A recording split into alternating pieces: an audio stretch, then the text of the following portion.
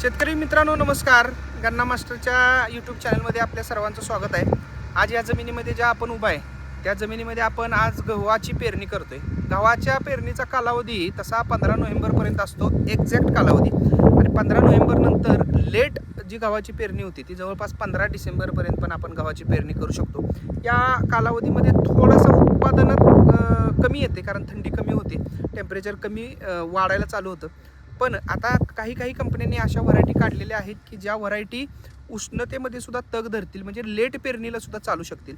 आज आपण या प्लॉटमध्ये यशोदा सीड्स 1999 जी व्हरायटी एक्सपर्ट 1999 जी व्हरायटी आहे की थोडी लेट हंगामासाठी पण चालत्या आणि उष्णता आपण त्यात तग धरून ठेवू शकते अशी व्हरायटी करते. गोष्ट बघा, आपल्याकडं घरगुती खाण्यासाठी रेसिड्यू फ्री गोष्टी असाव्यात असा आपला कायम आग्रह असतो. आपण व्हिडिओ पण मी त्या बाबतीत बरेच केलेले. घरगुती खाण्यासाठी आपल्याला ही एक 3-3.5 एकर जमीन आहे, याच्यामध्ये गहू होईल आणि हा गहू वर्षभर आपल्याला परत खाण्यासाठी चालेल.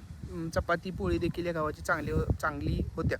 आता नेमकं काय केलं आपण या शेतामध्ये, थोडं इकडं बघा. आपण या शेतामध्ये ऊस घालवला आहे. ऊस घालवल्यानंतर ह्या शेतामध्ये रोटावेटर मारल्यानंतर जमीन खुरटून घेतल्या आणि त्याच खुरटलेल्या जमिनीमध्ये परत पेरणी यंत्राद्वारे छोट्या ट्रॅक्टरनं आपण गहू पेरवले. एकरी 40 किलो गहू आपण ह्याच्यामध्ये पेरतोय.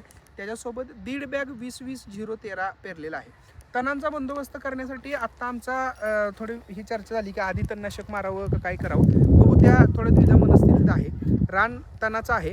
आपण पाणी दिल्यानंतर एक तणनाशक म्हणजे प्री इमर्जन्सी असते ते वापरणार आहे आणि परत जर गरज पडली तर एखादं तणनाशक असं तणनाशक वापरणार आहे. आणि कसं नियोजन असतं या गव्हाचं बघूया. एकरी एक 10-12 क्विंटलपर्यंत उतारा जरी मिळाला तरी पण आपल्याला चालू होऊ शकते. अशा